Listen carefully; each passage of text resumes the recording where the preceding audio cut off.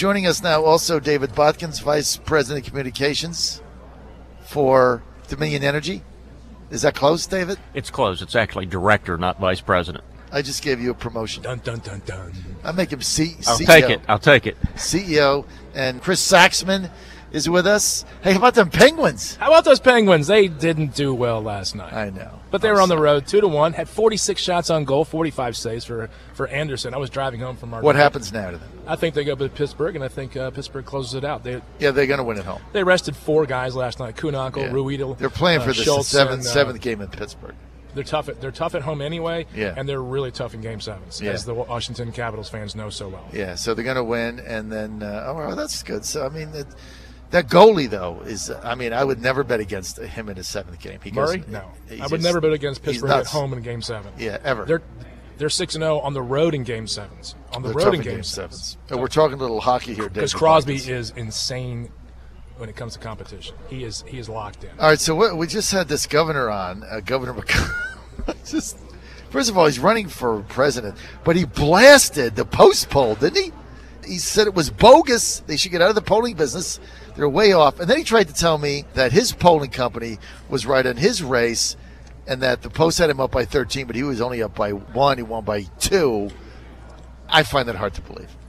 I don't. I think their internal polling is very good. I think Ralph Northam, as I told you on your radio show several times, and when you've come on on my Facebook page and we've done some live interviews, I think Ralph is a 10-point favorite. In my mind, I think he's 10 points. So he said he was up by 17. He said that McAuliffe said that his pollster that did his race and Warner's race and said that he was accurate on his race, and he told Mark Warner he was tied in the final weekend. He said Warner went into a panic attack. He just said that right in the air. Yeah. Said that Northam's up by 17. Well, it's not only that you're calling likely Democratic voters. It's who those are and what percentages you're putting your modeling in. And I think they have a pretty good model on what they're trying to come out with their poll to. I think they know who's going to show up. And that's what their modeling has to predict first and foremost. Like how you predict horse racing, you break it down. You break it down by the quarter mile, by the eighth mile, by the 16th. I didn't do very well last week. No, you didn't. But we didn't bring that up. You did. As a courtesy to you, I took the pipe last week. Hey, look, when you pick the winner and you collect, I was the first one to talk about it. Yeah, you did. You know, my horse died in that stretch. But my point is, you have to know how to break down the race. If you can break down the Perriello-Northam race accurately, that poll, if it reflects it, that's how people say, oh, the polling's wrong. The polling's never wrong. Their modeling is wrong. That's where the polling breaks down. All right, so David Botkins, you heard the governor talking about the Clean Power Plan. Now, he invoked your company's name, Dominion Energy, several times and said that you guys were meeting with him, you're at the table, and you're all in favor of revitalizing the Clean Power Plan, which we all know is a jobs-killing disaster. Somehow he says it's going to create solar jobs. We kind of gave him that one because I didn't want to embarrass him because it doesn't make any sense. And we know why he did that. He did that because he's running for president and he needs street cred with the environmentalist left. Am I right? Well, I'm certainly not going to speculate on Governor McAuliffe's political future, but I will say that back in 2015 when the legislation passed that capped our base rates until December 31st of 2019, a part of that whole legislative package included a significant amount of additional solar energy to be put onto the grid. And that was a negotiated item between the governor's office and us, and it's turned out to be a very good thing because we're moving towards that. With the Trump executive order, putting some of that stuff on hold nationally. Fortunately, because we were at the table with the governor's office, we are a stakeholder in the process, we had a chance to have some input into what his announcement was in Alexandria last week. We're just going to have to see how it all plays out. But you're not in favor of it. Well, because he said you guys were fine with it. We filed an amicus brief in the federal court system back during the litigation of the Clean Power Plan, saying that we could live with it if certain conditions were met. We didn't come out and endorse the Clean Power Plan, but we didn't come out opposing it vehemently either. We said if this is the direction that public policy is going to take, here are some ways that we can make it work. And I have a feeling that that's going to end up being the case after the DEQ and the Air Board finish their various deliberations and deciding how they may or may not be able to implement it. Of course, the General Assembly is going to have a say too. My whole thing is, it's not going to. Trump canceled it. It's done, and the governor doesn't have the power to reinstitute what was a federal program without the General Assembly's consent. So it's all to do about nothing. He can't do it, and he knows he can't do it, and he's doing it. What I thought he's doing it for political reasons, so that when he goes to Iowa in 2019, he can put this on his flyer. Well, if that is the case, it's not a bad political move. No, it's a great political move. But that's why we call what I thought was genius. interesting in his commentary or his discussion was that he couldn't do anything about the Atlantic Coast Pipeline because of DEQ permitting, and that's not his authority to do that, even though it's a. But he's in favor of it. He's in favor of the pipeline, but he said I defer to their authority. In his interview with you, but then he says I now have the authority to do carbon regulation. I thought that was kind of an interesting juxtaposition. Well, he has no authority to do carbon regulation. He was right about the pipeline, but he was giving Ralph Northam's position. Governor McAuliffe is astute. So he's pro-pipeline, but Lieutenant Governor Northam's position is the weasel position, which is, well, the governor really doesn't have a say. So he had to catch himself and go back to protect his lieutenant governor, who doesn't have the chutzpah to simply come out and say, I'm for the pipeline, Perriello's wrong. Politically, he shouldn't in the Democratic base these days. That's what the problem is. Their base that's their problem. Is insane. That's their problem. Look, I don't mean insane. They're insane with their. They're passionate about what they believe. They're passionate right now, and they're bringing the party to the left, which is out of the mainstream of Virginia, and that's why I'm not writing the Republican off, because if Perriello is a nominee, Virginia has never nominated an extremist. I mean, elected. They rejected Cuccinelli in 2013. On the other side, 2 times they rejected Henry Howell in the 70s, so bets are off. The last 2 gubernatorial elections, the primary message from the winning candidate has been on jobs and job creation. Right. Bob's for jobs in 2009, and Terry McAuliffe was all about jobs in 2013. When I met with him at lunch, had him lunch in D.C. with LeVar Stoney, and I said, why are you running for why are you running for governor? One-word answer, boom, jobs. That was it. Right. I mean, he was authoritative. And I would argue that a big part of job creation and Virginia's ability to do that is low-cost, safe, affordable, reliable energy. Mm-hmm. You know, energy is what makes it is what powers Virginia's economy. And so while all the political debate and discussions are going on, at the end of the day, somebody's got to keep the lights on, John. And that's where Dominion Energy steps in and fulfills its obligation to our customers. But in order for economic growth to occur, you have to have citizens, consumers, residents be able to buy the products in your economy. And when you lower the cost of heating and cooling homes for the poor and the working poor and the middle class, that provides them more consumptive power. And that's where you get the real thrust in an economy. The purchasing power, the consumptive power of the consumer in America is driven by, right now, low-cost energy. Remember when gasoline prices were $4 a gallon, people were cutting their vacations. Mm-hmm. Now it's $2 a gallon across the street from where I work, and gas prices to heat my home in the winter and cool my home in the summer are much lower, and that gives us more money in our pockets. So it helps the poor and the working poor more so than anyone else. This is not about corporate America. When the rates are down. When the rates are, of course they are, because they supply. They help the most economically disadvantaged of Americans. They help people on fixed incomes. They help seniors. Without question. I mean, if you've ever been in a house that has no more street value than $20,000, and you go, my God, you're on a fixed income. You are on Social Security. Yeah. What's going to make the difference in whether you can go out to dinner after church? Another $10 savings on your right. That matters. I mean, that is a breath of freedom for people. And we wake up every day working hard to keep rates low, John, because we know that what Chris just said is true. Well, that's the thing about this whole argument over the rate compromise is rates for Dominion are lower than surrounding states, and nobody's complaining about the fact that rates have been stable or going down. So it's like a solution in search of a problem. Absolutely, you're exactly right about that. Right. I think we're on the right path now. Today's energy conference is going to be a fascinating discussion from all different sorts of people. The panels that are going to be talked about energy really is a front and center issue, not only on the national level, but here in Virginia. Dominion Energy, we just changed our corporate name from Dominion Virginia Power to Dominion Energy. We're in numerous states across the country. Safe, affordable, reliable, more renewables.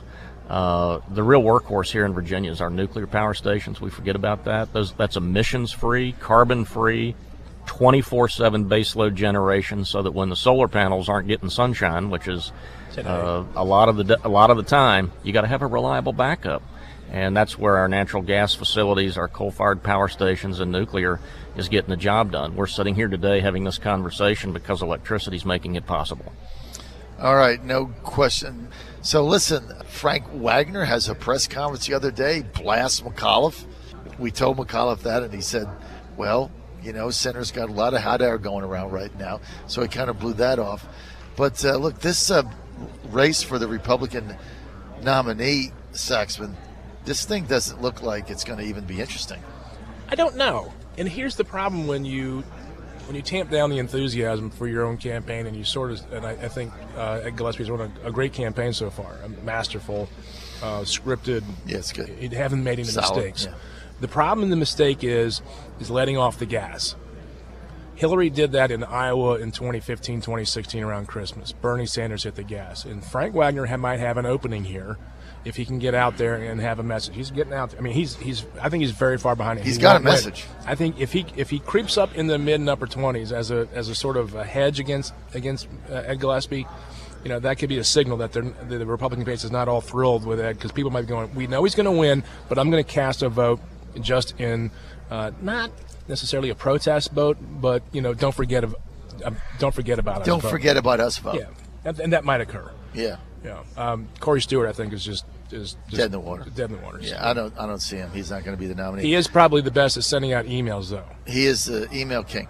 Because he not only sends them out, but he sends them out from different people. So you look at him like, who's this person? Yeah, he sends out a lot of emails. He has better email strategy than the other two, but that doesn't matter. He's got a good email strategy. But I mean, I agree with you. I think that's why I think Wagner's going to finish second, because a lot of people that would have voted for Gillespie might say, "Yeah, I just want to send a message." Yeah. And Frank's palatable. Yeah, and I think Ed has to reach out if he does win, and it's not as close as he would like it to be, or it's closer than he would like it to be. Well, he's going to have to reach out to. He's going to reach out to. Well, I think he has to reach out to Frank. Yep. And bring him on the team quickly. Like day one. That night. What about Stewart? What does he do with that? I mean, Stewart has been so mean to him. Look, if you were Ed, if you were can't running let Ed's that, campaign. in politics, you can't let that fester. So you're running Ed's campaign. Ed wins. It's June 14th. Corey Stewart has trashed you up and down for months, calls you everything in the book. What do? You go after him. You call him up? You go after him. No. You ostracize him. You say, ostracize this is not what we want in the Republican Party. Yeah. You have to. You cut him out. You have to. You don't say, I need your backing. You have to. You don't call. You know, I like Corey. I've known him for dozens this plus is years. Interesting, Saxman. You have to. You have to delineate. Botkins can't really comment on this. Nor should he. That's not his deal. I'm just talking from a political, in this environment. If you want to differentiate yourself and you want to, this is interesting. You have to put that limping dog down, right? Or it's going to be at your heels the entire campaign. It's June 14th. Gillespie, I think that's the move he has to make the nominee, right? Right. He calls up Wagner. He says, great race, Frank. We had our differences. I'd love to have you on my team, be an advisor, blah blah blah. Absolutely, I'm going to need you in the Senate. Appear for me on stage. We'll do the handshake thing. And I think you make a deal for his cabinet position. Corey Stewart, what do you say? You're done. I want you out of the party. Call him out. Resign. Really? Yes. Get out of the party. Get out of the party. Well, wouldn't that aggravate Corey's backers? I mean, aren't you going to need those if you're Ed? Where do they go? There's no one to vote for in the campaign. What you're doing is you're sending the signal to your suburban voters that we're not going to tolerate this in the modern Republican Party. I am not that guy. Where did Donald Trump lose most of the votes? Metro D.C.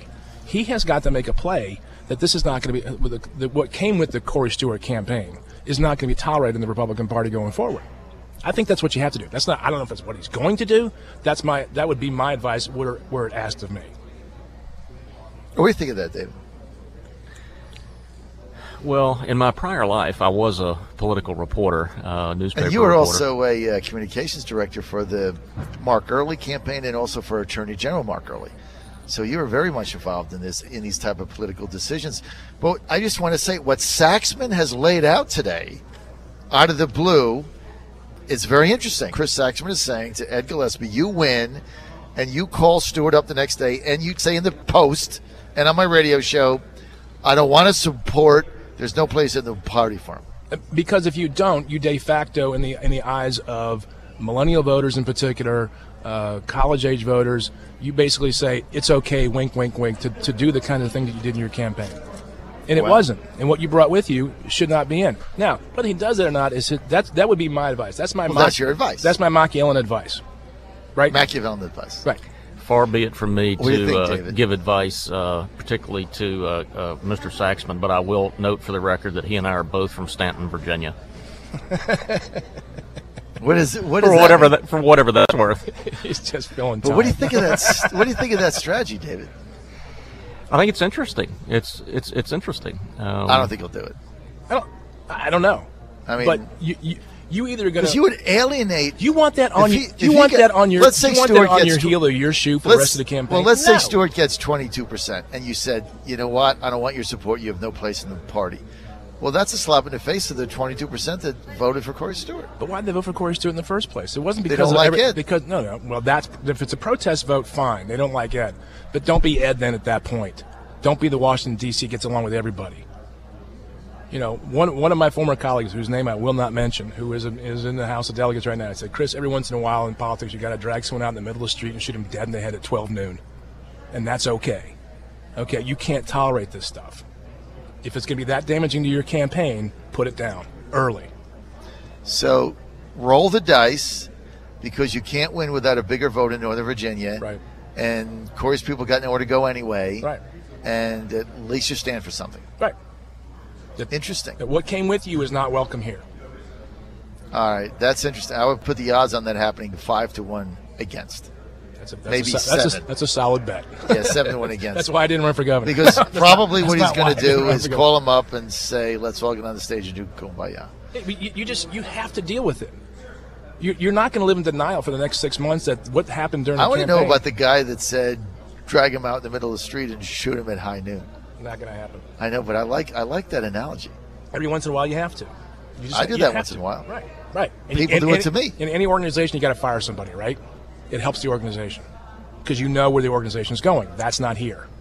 You got to fire somebody publicly. When I had to fire someone at our company, it was the most painful thing I've ever had to do. But it was good for the team. Because you got to get rid of the cancer. You got to get rid of Cut it out. Look, come trading deadline when the Houston Astros need someone, do you cut the guy who's not cutting it?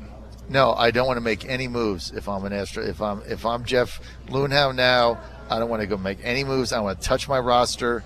Don't do anything. Stand pat. Okay, but if that happens and someone starts underperforming for whatever reason. Or someone becomes a cancer in the clubhouse. Right. Like Carlos Gomez, they cut him. Right. Oh, they traded him in Milwaukee. Right. Oh, no, they cut him. Right. I mean, they put him on waivers. Right. Some guys are just bad for the locker room. He's complaining. He didn't fit the team. Out. Go. We don't need you. Gone. Here. Done. Boom. Done. Go away. Look, unless there's a redemptive moment where there's an apology given. I mean, okay, here. What did Trump do with Corey Stewart? Fired him. What's the difference? Well, that's because he had me there.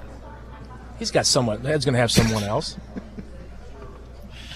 All right. Chris Saxman giving advice to Ed Gillespie, saying that if Ed Gillespie wins the Republican nomination for governor, that he should disavow Corey Stewart and say to him, there's no place. I think it's a smart political play.